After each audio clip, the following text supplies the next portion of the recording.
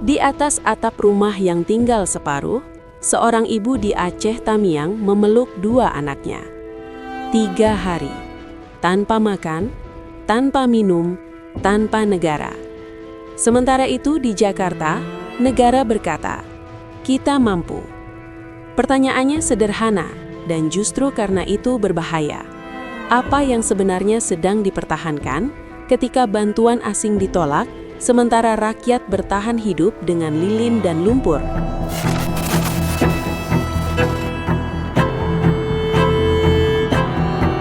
Pemerintah memiliki satu cerita besar. Cerita yang terus diulang, dirapikan, dan disiarkan dengan nada percaya diri. Indonesia kuat. Indonesia sanggup. Indonesia berdiri di atas kaki sendiri. Presiden Prabowo Subianto menyebut bencana ini sebagai ujian kemandirian bangsa. Sebuah ujian karakter, bukan krisis kapasitas. Menteri Luar Negeri menegaskan, bantuan internasional belum diperlukan. Belum. Kata yang terdengar teknis, namun syarat makna politik. Menteri Sekretaris Negara menambahkan, dana siap pakai tersedia, sekitar 500 miliar rupiah. Jika kurang, APBN siap ditambah. Di atas kertas narasi itu sempurna. Angka ada, instruksi ada, percaya diri penuh. Di podium, semuanya terdengar terkendali, terukur, nyaris tenang.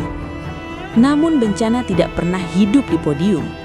Ia tidak membaca siaran pers. Ia tidak menunggu rapat koordinasi. Bencana hidup di jembatan yang runtuh sebelum logistik tiba. Di desa yang terhapus dari peta administratif, di pengungsian yang gelap tanpa listrik dan air bersih, di tubuh korban yang sesak napas, tanpa dokter, tanpa obat, tanpa waktu. Disinilah narasi negara mulai kehilangan gema, karena antara mampu dan hadir, ada jarak yang terlalu jauh untuk dijembatani oleh pidato. Dan ketika negara terus berbicara tentang kekuatan, rakyat justru bertanya dalam diam, jika negara memang sanggup, mengapa kami masih menunggu?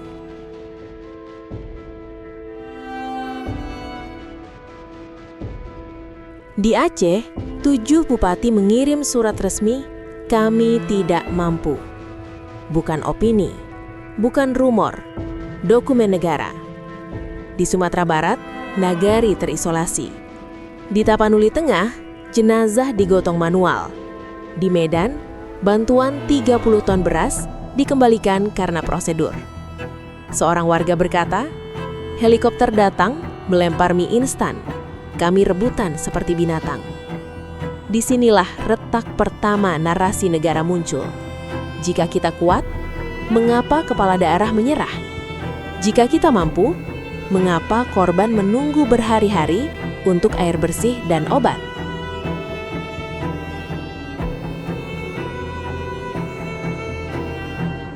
Di titik inilah editorial ini berhenti menjadi sekadar laporan bencana dan berubah menjadi pertanyaan politik. Karena penolakan bantuan asing hampir tidak pernah murni soal logistik. Ia bukan sekadar soal cukup atau tidak cukup, bisa atau tidak bisa. Menurut sejumlah analis politik nasional dan pengamat tata kelola negara, keputusan seperti ini lebih sering berakar pada kendali dan citra kekuasaan.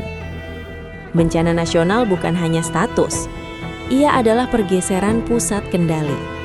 Ketika status nasional ditetapkan, pemerintah pusat harus mengambil alih. Koordinasi tidak lagi setengah-setengah. Data harus dibuka, keputusan harus dipercepat. Dan yang paling sensitif, pengawasan meningkat. Bukan hanya dari publik dalam negeri, tetapi juga dari mata internasional. Bantuan asing tidak datang sendirian. Ia selalu membawa standar, prosedur, pelaporan. Ia membawa pertanyaan-pertanyaan yang tidak nyaman. Kemana aliran anggaran sebelumnya? Mengapa kawasan rawan tetap dihuni? Siapa yang memberi izin di hulu? Helikopter asing bukan hanya alat angkut. Ia adalah simbol bahwa dunia sedang melihat. Dalam logika politik kekuasaan, itu resiko yang harus dikendalikan. Namun dalam logika kemanusiaan, justru itulah yang dibutuhkan. Karena ketika krisis ditangani dalam ruang tertutup, yang pertama dikorbankan bukan kedaulatan, melainkan kecepatan dan nyawa manusia. Seorang analis kebijakan publik menyebut ini sebagai politik penyangkalan skala, mengecilkan krisis agar tetap bisa dikelola secara internal meski dampaknya melampaui kapasitas. Dan di titik inilah, pertanyaan itu menjadi semakin tajam. Apakah negara sedang menolak bantuan atau sedang menunda keterbukaan? Karena dalam bencana sebesar ini, yang paling berbahaya bukan bantuan asing, melainkan keputusan yang diambil tanpa cukup mata yang mengawasi.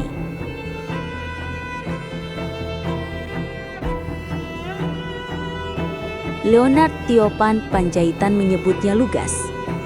Nasionalisme yang berlebihan atau sekadar gengsi.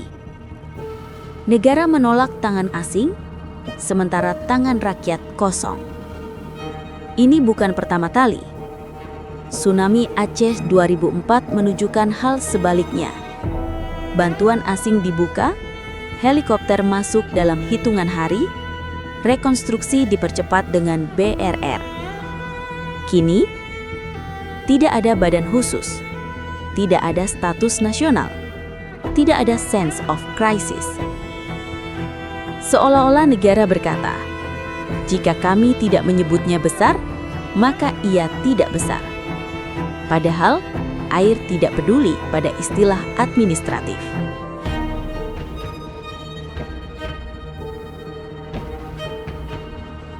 Banjir ini bukan sekadar hujan. Ia adalah arsip panjang dari keputusan-keputusan yang tak pernah benar-benar dipertanggungjawabkan. Hutan yang menyusut bukan terjadi dalam semalam. Daerah aliran sungai tidak rusak karena satu musim. Dan banjir bandang tidak lahir dari cuaca semata. Ia lahir dari politik pembangunan yang lama. Pembangunan yang memandang alam sebagai cadangan, bukan sebagai sistem penyangga kehidupan. Ekonomi ekstraktif dijalankan seperti mesin tua, menggali cepat, mengambil banyak, dan meninggalkan biaya pada generasi berikutnya. Proyek-proyek yang merusak lingkungan terus dibiayai karena menjanjikan keuntungan jangka pendek, sementara resiko ekologis dicatat kecil atau sengaja diabaikan. Leonard Tiopan Panjaitan memperingatkan, jika pola ini berlanjut, 2026 bisa menjadi neraka bencana. Bukan ancaman kosong, melainkan konsekuensi logis. Namun setiap kali krisis datang, yang ditawarkan justru bahasa yang sama, ESG, ekonomi sirkuler, transisi energi. Kata-kata besar, presentasi rapi, komitmen internasional. Masalahnya jargon selalu kalah cepat dari uang, dan kebijakan selalu kalah oleh ambisi kekuasaan.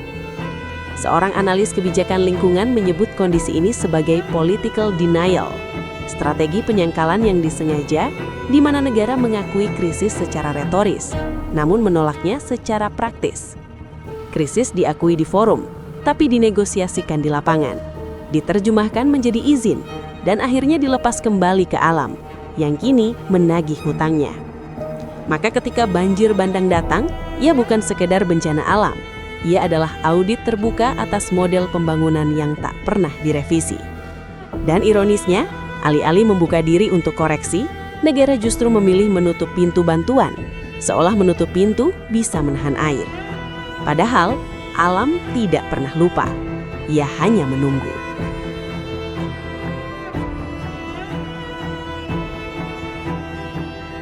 Editorial ini tidak sedang meminta belas kasihan dunia.